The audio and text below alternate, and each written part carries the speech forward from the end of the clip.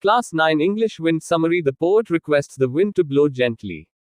He asks the wind not to break the shutters of the windows, scatter the papers, and throw down the books from the shelf.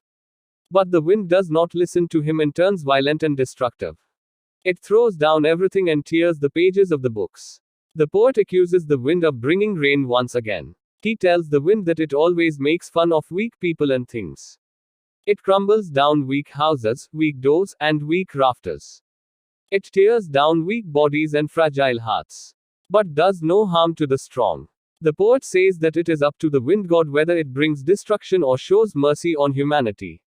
The poet suggests the reader that to make friends with the wind we need to build strong homes with firm doors.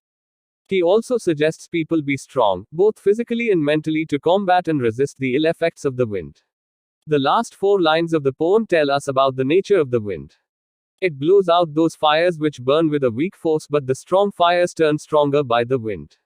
It means that the wind is supportive of those who are already strong and powerful but crushes the weak. A very significant message is hidden in these 4 lines. Strong people are not affected by adversities, but the weak do.